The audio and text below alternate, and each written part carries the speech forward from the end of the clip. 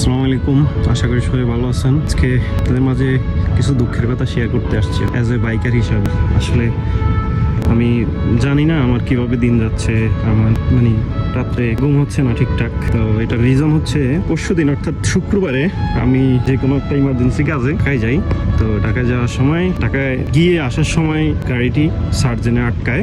আর সেই গাড়ির tax token অনেক দিন হয়েছে, মেয়াদ ফেল হয়েছে। সে আমার গাড়িটা ডাম্পিং এ দিয়ে দেয়। ডাম্পিং বলতে আপনার হচ্ছে দেখেন পুলিশ যে গাড়িগুলো জব্দ করে, যেমন যাদের নাম্বার নাই, গাড়িটা নাম্বার প্লেট নাই, এই শোরুমের কাগজ নাই, যে গাড়িগুলো আটকায় যেখানে রাখে, আমার গাড়িও ঠিক সেম ওইখানে রাখছে।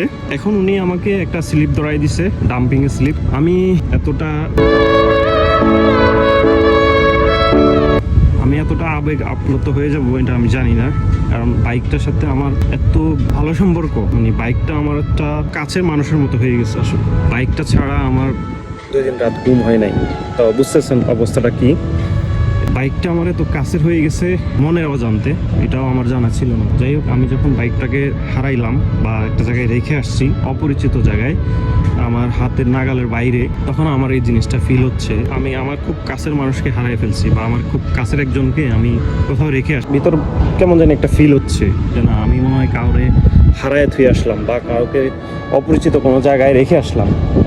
তো এটা হয়তো একজন বাইকারে এই জিনিসটা ফিল করতে পারবে যখন তার বাইক থাকবে না। আমি বাইকটা অনেকদিন যাবত চিন্তা করছি বিক্রি করে দিব, কারণ বাইকে খরচ আছে একটা, এটা সবাই জানেন আপনারা, এটা বহন করতে হয় সবাইকে। তো সে কারণে ভাবছিলাম যে বিক্রি করে দেবো, কিন্তু বিক্রি করবো যে ওই সাহসটাই আমার হচ্ছে না। কারণ যে আমি বাইকার, আমি দিন শেষে বাইককে খুব ভালোবাসি আসলে।